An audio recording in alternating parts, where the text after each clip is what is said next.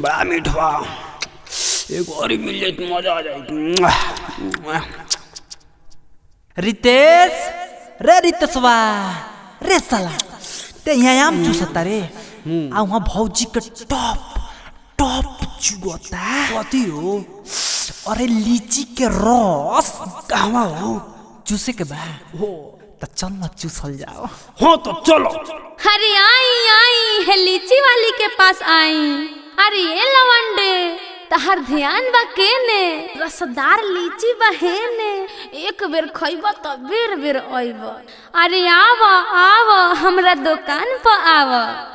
अरे साला देख देख देख देख अब दौड़ दौड़ दौड़ दौड़ दौड़। हाँ चलो चलो चलो चलो। अरे ये लीची वाली का हो? अरे देखावो। काथी देखाई? अरे लीची। अरे ए दाब के मत देखा, दाब के मत देखा। अरे दाबब ना तो कैसे पता चली कि कांच बा कि पाकल बा? अरे ऐसा ना ऐसा लीची समझ ले बड़ा। तो कैसन बा? यहाँ के लीची बा। कहाँ के? तो सुनो सुनावो।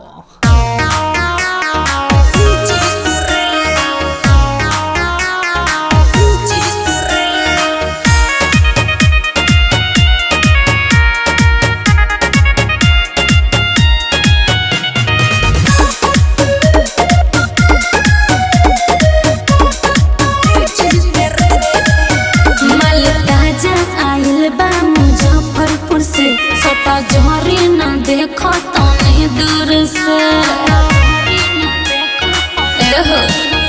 माल ताजा आइल बा मुजफ्फरपुर से, सता जहरी ना देखो तने दूर से। कोरा चिक नहीं ऐसे मिसी करे, मिसी करे। अरे अरे अरे काहे मिसी तरह लीची कैसे हो? अरे मिसे दना मिसला पर टॉप टॉप चुवता। अरे कथी चुवता रे? अरे तहार लीची के रस। अरे टप टप चुवता की रस तोरा लीची से रे। लेबू दम कितना कहतनी हंस की रस तोरा लीची से रे। अरे टप टप चुवता की रस तोरा लीची से रे। अरे तो बढ़िया लीची बता ना चुई।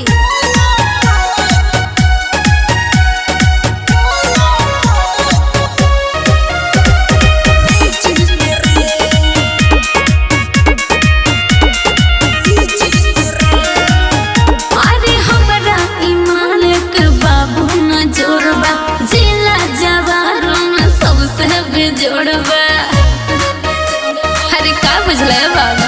तनी हमरो चिखावा, हाय दैया तनी बढ़िया से दिखावा। हाय दैया करबा जबरी जे मारब खींची करे, खींची करे। अरे ये लीची वाली का हो? ढेर अब देखैबू न हाँ। तबे तोहर धंधा मंदा हो जाई। का ई लीची पर ढेर जना मुएला बाड़लो ए बाबू। हमरा सब पता बा, पहले एने आवा। अरे टप टप चुवता की रस तोरा लीची से रे। लेबू दम कितना कहतनी हंस की रस तोरा लीची से रे। अरे टप टप चुवता की रस तोरा लीची से रे।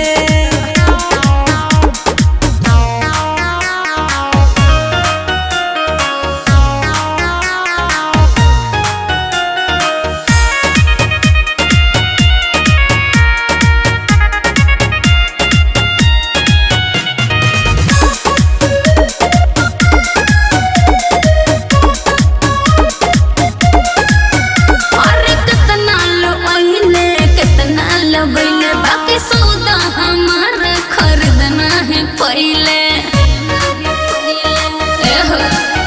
बात साइलेंस के मान लो, राहुल रसिक के जान लो। ना हो ना ढेर बड़े बाबू सा गाड़ी दे हम खीसी करे, खीसी करे।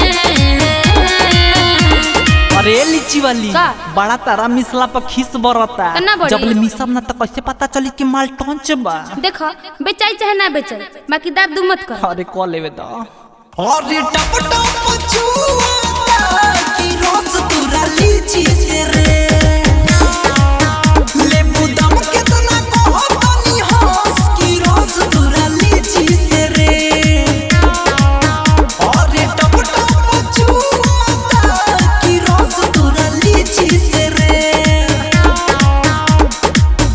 संगीत रिकॉर्डिंग स्टूडियो दिल्ली।